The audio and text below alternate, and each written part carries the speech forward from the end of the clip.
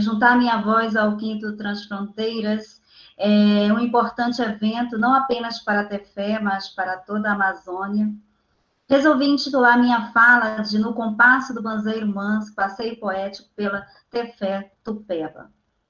E, segundo historiadores, o tema Tupéba deriva de uma extinta tribo de índios, Tupebais ou Tapibais, e que da grafia Tupé ou Tapi originou-se o nome Tefé. Pois bem, minha incumbência é falar desta Tefé pelos olhos de nossa cultura, nossa identidade, nossos hábitos, nossa história, nossa literatura e, em especial, nossa poesia, a que se faz presente no livro Banzeiro Manso, da autora tefeense que vos fala. Tefé é a cidade dos meus suspiros poéticos, de orgulho de pertencimento. Carrego como filosofia de vida o que diz o grande folclorista brasileiro Câmara Cascudo, abre aspas. Quem não tiver debaixo dos pés da alma a areia de sua terra, não resiste aos atritos da sua viagem na vida. Acaba incolor, inodoro e insípido, parecido com todos. Fecha aspas. Pois é isto que me diferencia em meio a qualquer multidão do mundo, a minha essência profundamente tupéba. Uma das primeiras referências históricas à Tefé é a descrição que o viajante Diogo Nunes de Quezada faz em sua carta de 1538. Este é o documento mais antigo de que se tem notícia, onde descreve Tefé como a província de Machfaro. Francisco Vasques, em 1560, afirma que estes Machfaro adoravam um ser superior chamado Guaricaia, e pouco mais, ou quase nada, se sabe destes primeiros habitantes. O historiador tefeense Raimundo Colares Ribeiro, em seu livro Viagens à Corte do Rio Solimões, de 1996, afirma que a região onde hoje é atualmente Tefé era conhecida pelos viajantes indígenas, como a província de Aizoari, uma região com grande número de população indígena, dividida em várias aldeias e que provavelmente eram índios descendentes dos Machfaro quinhentista.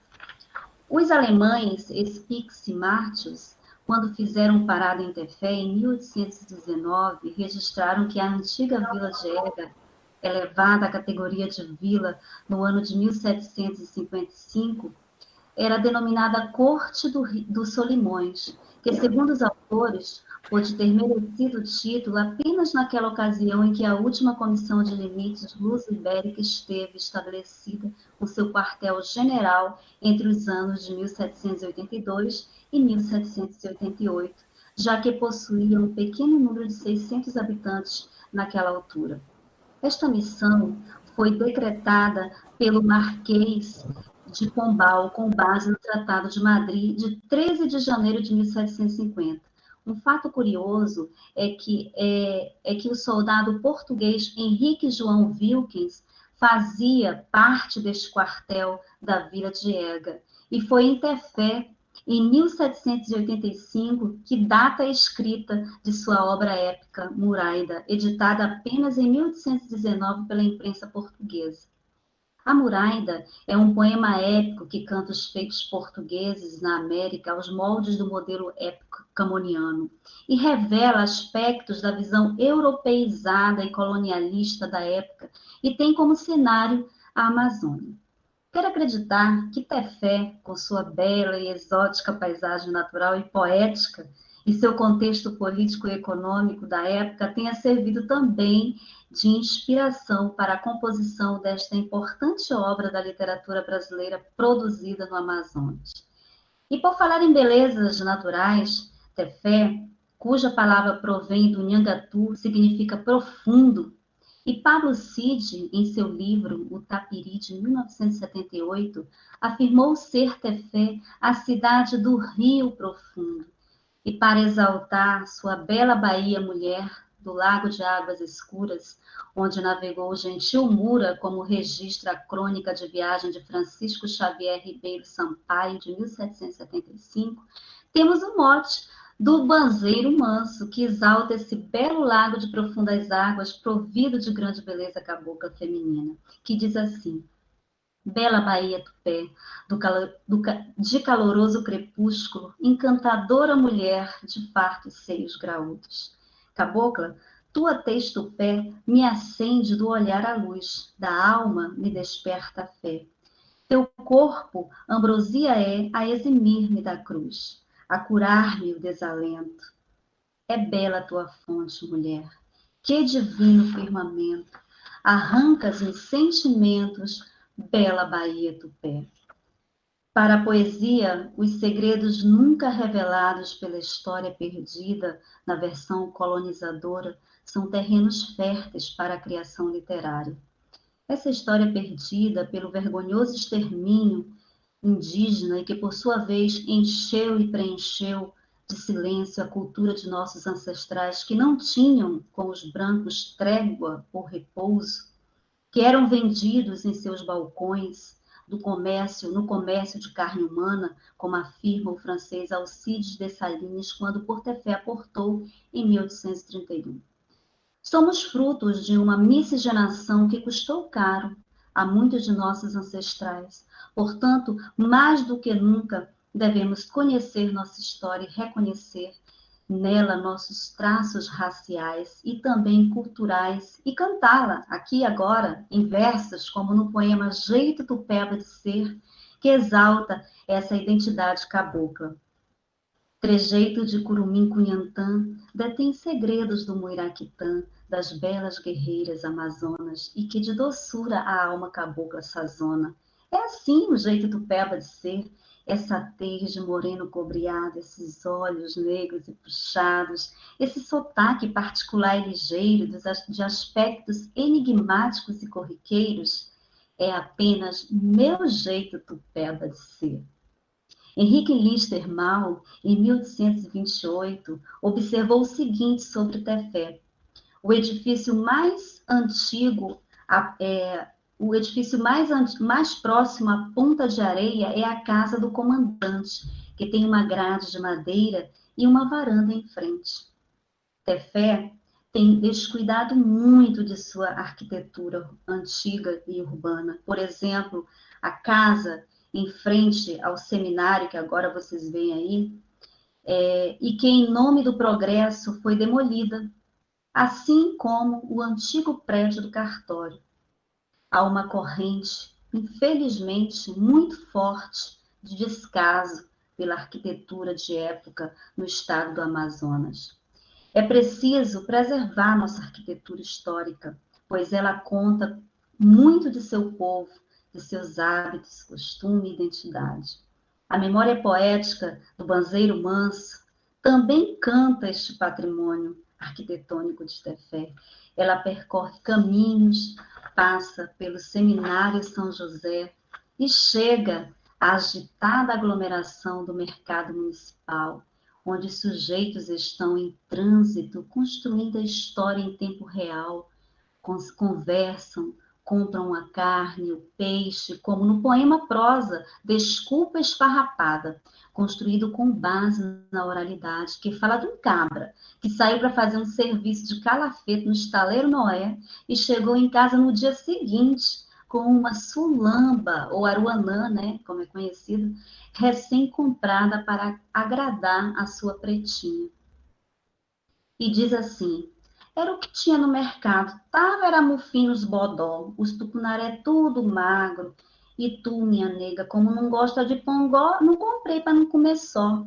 Olhe que eu dei uns tantos bordos para ver se chegava coisa melhor. Tava era a branca guerra do pacu. O cara tava moído que só, sem falar na pinta que tinha um aracu. E os pertinhos lá com conversa fiada, achando que eu era Zé Mané, diz que me dizendo que tava filé. Fiz foi falar pro bonitinho, pra cima de mim não, baitola. Tem um cara de leso por acaso? Não te esperou que eu caí nessa. Não se cria aquele lá, pouco bestinha, é? Assim que comprei sulamba, né? Pra te fazer frita com aquela pimentinha do reino por cima. E esse teu jeitinho todo especial que só tu tem, minha pretinha. Henrique Litter Mal ainda registra que pelas tardes os principais habitantes reuniam-se nas calçadas, das casas fumando e conversando, ou ouvindo tocar guitarra. Quem sabe não eram os ancestrais de José Santos, nosso guitarrista conhecido nacionalmente, quem sabe? Hábitos e costumes que carregamos no paneiro do tempo, com os quais também nos encontramos através da poesia do Banzeiro Manso, que pinta uma aquarela desse cotidiano na memória tefense, e diz assim: as noites de conversa na calçada, por entusiasmo eram marcadas, a vizinhança ocupava assento à hora habitual daquele mágico tempo, o céu limpo e estrelado testemunhava os tradicionais encontros com cheirinho de pão quente que derretiam manteiga no paladar da cotidiana vida tupéba. As meninas enxeridas dos arregalados olhos curumins bailavam em um só compasso a orquestrada sessão das narrativas encantadas que teciam as matronas com peculiar sabedoria. Porque a vida naquela velha ega era um rio de sonhos pintado em aquarela. Em 1938, Tefé terminava na Praça do Remanso do Boto, lugar também de efervescente vida e diversão para os habitantes tefeenses. Ela nem sempre foi assim como é agora, mas a poesia se ocupa dessa memória e a descreve no banzeiro. Chora remanso, menino, chora manso no regaço, afaga o insano desatino que me toma pelo braço. Vomita um pretérito abrupto, onde fui deveras feliz, ali diante um belo crepúsculo de lembranças tão pueris. Sentada na praça remanso, não de muitos, mas de um boto, barcos na imensidão das águas sucavam caminhos ignotos. A presença do lendário ente das águas, o boto da praça, nos remete às narrativas orais que compõem o caleidoscópio da memória, um rico cenário onde a poesia se expande e engrandece a voz de um povo. Assim como tantas lendas divulgadas no folclore tefeense, a lenda da castanha está poeticamente presente na poesia Sangue Tapiba do livro Banzeiro Manso. Caboré das travessas tardes, no correr das frenéticas horas e nas horas frenéticas que correm, que convida o lúdico sol que arde a arder no sol das estripulias com a piá, curumim tapiba, a piá o par romântico de Caboré, na lenda. Os prestigiados cordões folclóricos, organizados com maestria pela figura pública do apaixonado pela cultura amazônica, o folclorista tefeense Seu Moreno, como era conhecido, que sob sua batuta, na Praça da Matriz, símbolo maior do catolicismo em Tefé, reunia um público ávido por assistir aos desfiles dos cordões de brincantes que encantavam pela diversidade e beleza. No poema prosa, o personagem Zé Tripa do Boi, depois de tentar o suicídio nas águas do lago Curupira e ser salvo pelos encantados entes do rio, Iara Boiuna, o boto namorador e o boto tucuxi, recuperou a alegria de viver e com os pés descalços na areia da praia da Ponta Branca, subiu aquela íngreme e custosa ladeira e foi dar na municipal Itupeba Feira. Seguiu e ainda trôpego chegou à praça, a da Matriz. Com moreno folclórico assino, saudou Santa Teresa, que assistiu à missa atrás do altar da igreja, e de repente já estava na rua Getúlio. Ouviu o rufar de tambores e muito murmúrio, chegou até a Cevalho atraído pela muvuca. Zé sentiu um arrepio dançante e envolvente, apressou o passo e entrou na roda-dança, ao som dos maracás, dois para lá, dois para cá. Tinha os olhos plenos de verde esperança, quando irrompe uma voz. Parou, parou! Não se pode ensaiar, o tripa do boi faltou. Salta rindo no centro da roda. Prazer, Zé Tripa! Vaquejada, rufa os tambores, maracás se agitam e aquele boi de pano ganha vida de mansinho. Todos se deixam levar pelo gingado do boizinho e cantam em coro no compasso alegre do bumbá. lá vai, queremos ver. Lá vai meu boitinho, fazendo a terra tremer. E eis que numa noite de visagem presente no banzeiro manso, chegam para mais uma festa da diversidade cultural o Curupira, a mula sem cabeça, as amazonas com seus segredos muiraquitães, o lobisomem, o matinta, o arruaceiro e cabra macho nordestino, matintim, o cascará, a dona aranha, mulher do Jorge, que foge nas sextas-feiras a cumprir sua mutante santa sina de virar suíno e o marido de virar bode. E cantamos em coro vira-vira da vez, em língua tupé, nosso idioma aizuarês. Antes da chegada do Frei André e Samuel Fritz, sem o devido convite. E recordamos época de quando éramos índios guerreiros de alto gabarito e não estávamos agarrados na barra da saia de nossa madrasta cultura ocidental, que por força nos catequizou para roubar precioso metal.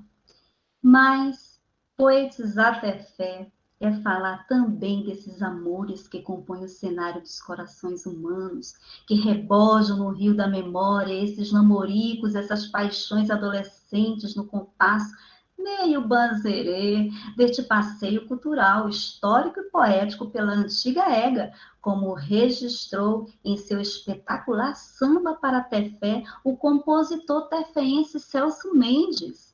Esse amor surge no poema Amor Fugaz, que começa em uma das festas juninas de alguma escola de Tefé, mas não supera a distância e fenece. E diz assim: durante as festas juninas do Peba, dançavam coladinhos gostosos shots. Ele partiu a serviço das Forças Armadas. Ela, desarmada, partiu sem pranto. Ele, em pranto, partiu no Capitão Nunes. Trocaram juras de amor à distância. Da rural tornaram-se ouvintes a miúde, mas quis o destino malinar de Cupido. Na voz de Cesário soou cortante aviso. A imagem de Ulisses desvaneceu-se tão rápido como espuma de banzeiro. A liberdade lhe devolveu o riso feliz. Do trabalho foi ao arraial da matriz. Jogar bingo e muita conversa fora. Sua prioridade era só viver o agora. Esse amor que deixa o amante perdido, todo pombalesa no mundo dos desejos pela pessoa amada, como acontece com o personagem que no poema Furioso Cupido adoece de amor por uma tal Leonor, a qual segue dia e noite pelas ruas tupébas da cidade. E por azar do destino, em frente à antiga companhia energética, a Seletra, uma andorinha atrevida lhe lança um recado missivo, manchando-lhe a gola da camisa. Leonor danou-se a rir. Também caíram na gargalhada os personagens conhecidos do Tefé que por ali passavam, o Corta-Água e a Deuri, mas é o índio Mapi que aparece para censurar o comportamento de Leonor, dizendo: Dona Leonor, como já então que vão ser assim? Faz coisa feia, não. E aí fala a voz lírica, né, do poema, diz assim: Mapi, de mim apenado, levou-me pela mão arrastado para ter com o grande pajé, lá na outra margem do lago Tefé. Naquele rito cheio de fumaça, o curandeiro me devolveu a graça, me arrancando Leonor do coração. E esse ritual que cura também está presente no poema Profecias, mas agora faz vínculo com o candomblé, fazendo jus à nossa rica diversidade cultural que passeia pelas ruas de Tefé. A cura poética que liberta os corações das amarras desses amores furtivos depois de uma desilusão amorosa. Curumim Apiá me abandonou, levando-me da alma Cunhantã, viçoso amor de Aurora Louçã. Consumiu-me fiel angústia, chorei desde tosos crepúsculos diante o lago Tupé de meu rosário, regando com dor cruel itinerário. Até Tupã se aborreceu comigo, gritou trovões no meu pé do ouvido, chega vomitei rolo de caroço de abil, e assim foi como o vasto abial surgiu. Deu-me danada de uma tremedeira, mas estava ali o xamã batuqueiro. Foi quando o banzeiro me sacudiu, manso e senti a fresca brisa de rio soprando o cheiro forte de amores vãos. Em 1861, pisou em solo tefense o poeta maranhense Gonçalves Dias, filho de um comerciante português com uma mestiça, cuja incumbência dada pelo governo provincial da época era de inspecionar as escolas primárias na calha do rio Solimões. Gonçalves Dias ficou na história por sua poesia indianista. Seu especial lirismo deu romantismo ao tema índio e uma afeição nacional à sua literatura. O grande poeta que escreveu sua canção do exílio, estando em Coimbra, inspirou-me a escrever estando na Espanha, a paródica canção tupéba de exaltação à fé que diz: minha terra tem palmeira, minha terra de palmeira tem usal, Piaçaba, Jarina, Bacaba, Buriti, Patauá, Pupunha, Babaçu, Tucumã, Açaí e o Escambau. Acha pouco lugar para sabiá cantar por lá. Nossas cutias, pacas e catitus são mais roliços. Nossas canelas têm mais mucunim. Nosso chibé tem mais farinha. Nossas roças têm mais ajuri. Muitas palmeiras têm meu torrão, que são mais dos urubus que dos sabiás. Permita-me, Deus, voltar logo para lá, comer tucumã com farinha até empachar. E por aqui finaliza esse passeio pela poética cidade de Tefé, a princesinha dos Solimões, que abraça com o coração hospitaleiro a miscigenação de raças, as diversas religiões, as várias culturas de tantas gentes que se tornam tefeenses de coração e que adotam a cidade como sua casa.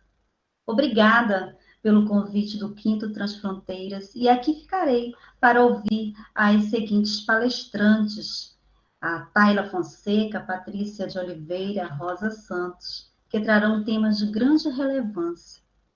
Quem se interessar pelo livro Banzeiro Manso pode comprá-lo no site www.portodelenha.com.br. Obrigada mais uma vez.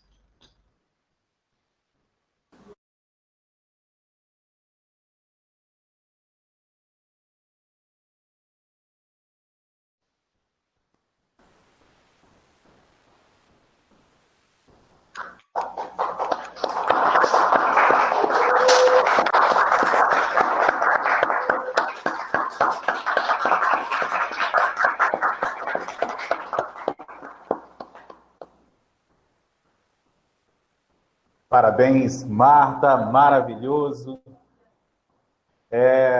Com certeza,